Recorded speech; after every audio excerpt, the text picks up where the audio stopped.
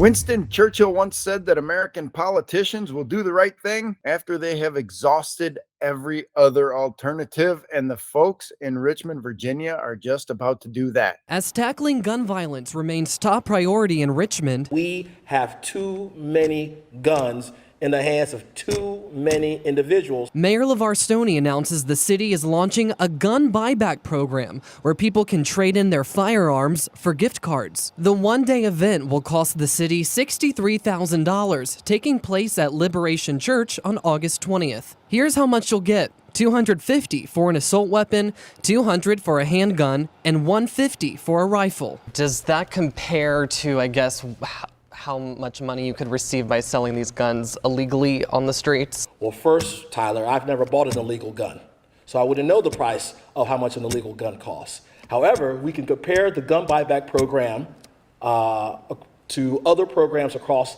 the nation, and we are at the market level or above what a lot of other cities have done. But there's still debate over whether buyback programs actually prevent crime. Have you been able to see any, looking at some of these other localities that have implemented this program, any data or evidence that this in fact does reduce gun violence? Any gun that we remove from the streets is a gun that will not be involved in the death of an individual in the city of Richmond. We're going to talk about what this means in just a minute. But before we do, let me remind you, we have a gun giveaway going on. It's happening right now. It's absolutely free, but it ends really soon. All you've got to do is click the link in the description down below to find out which brand new gun you could win. Richmond, Virginia is hosting on August 20th a gun buyback. And these have happened all over the country and they never work. Richmond is spending $63,000 to buy back guns to get them off the street. My contention is that Richmond would be much better off spending $63,000 to conduct gun safety classes and teach people how to responsibly use firearms and teach children how to be safe around firearms. This is an education problem. This gun buyback, they're paying $250 for an assault weapon and $200 for a handgun and $150 for a rifle. Oh, wait, isn't an assault weapon a rifle? That's going to be confusing. Jeez. My first thought was I wanted to go to Richmond with a pile of money and just set up right next to the city gun buyback and buy the guns from people for just a little bit more than Richmond was offering them. But lo and behold, Virginia has a rule that says you got to have a background check on the private sale of firearms. So is every one of these guns going through a background check when they're being sold to the city of Richmond? Because this is a sale. They are giving up their guns. They are exchanging their firearm for something of value. So this is a sale. So there should be a whole bunch of background checks going on while the city of Richmond is buying these guns back. And think about this for a minute.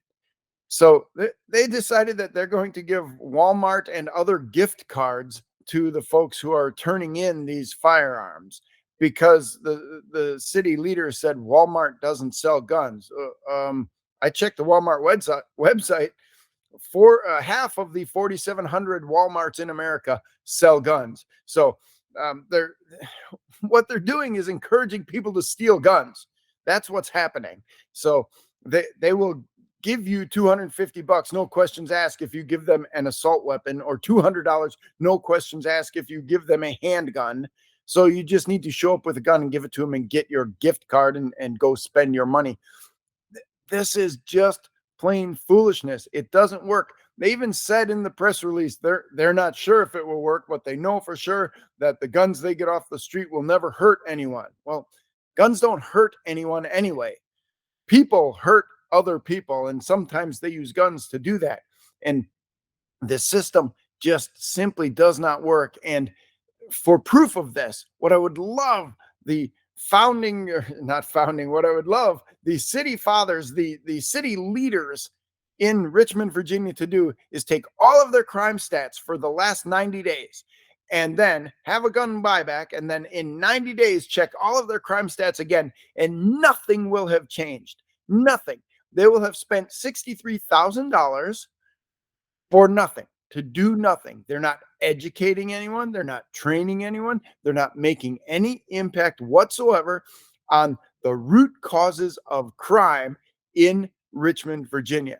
And Richmond can be a very dangerous place. There's a lot of crime in Richmond. And this idea of we've got to do something. No, you've got to do the right things. You've got to work on the root causes of crime. This gun buyback, and stop for a minute, where are they getting the money? It's taxpayer money. The taxpayers of Richmond are paying to do this. They're wasting their taxpayer money. They could do much more effective work to stop crime in Virginia. A gun buyback has never proven to help anything. What it does, it's a publicity stunt. It allows people to get on camera and talk about getting these guns off the street and running them over with a steamroller or destroying them, however they're going to do it. It's basically just silly. It's not going to work. They're going to waste a whole bunch of money, and they're still going to have the same amount of crime in Richmond, Virginia. So they need to think of better ways to stop crime. And notice I'm not using the term that they use, gun crime, as if gun crime is different than any other kind of crime. It's crime. It's people who are acting out because they are desperate. That's why they need to stop the desperation. They need to give people hope. They need to provide education. They need to talk about the responsible use of firearms. And they need to make sure that people can protect themselves with the best tool available, and that is a firearm. So think about this for a minute. The only people who are turning in their guns are the good people, the people who don't want to use these guns to commit crimes. They're not getting hardcore gang members taking their guns and turning them in so that they can get a Walmart gift card. That's not how this works. And there's a quote in the story that they put out that when they turn in these guns, the probability that these guns will be used to kill someone drops to 0. Yeah, maybe, but that just means that good people no longer have access to a firearm that they can use to defend themselves against bad people. The bad people are not showing up at these gun buyback events to turn in their guns. It just doesn't happen that way. And I don't know how the leaders of cities have decided that a gun buyback is going to be the best way to get into the crime-ridden neighborhoods and get the guns out of there. That's not going to do it. The police in those neighborhoods are going to get the guns out of there. So if the leaders of the city of Richmond, Virginia, were really serious about making people safer, they would spend $63,000 on actual firearm safety training. A gun buyback is not a firearm safety measure. It is a publicity stunt, and it is wasting taxpayers' money, and everybody ought to know about it. So, folks, gun owner groups in Richmond ought to be complaining about this. Gun owner groups all across America ought to be complaining about this. And you, if you're watching this now, get out there and talk to your elected representatives and tell them that gun buybacks don't work. Don't waste your money on that.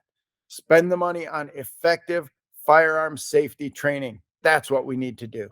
Want to know when it's legal to draw your gun? Click the video right next to me to reveal a detailed explanation from a former police officer and competitive shooter.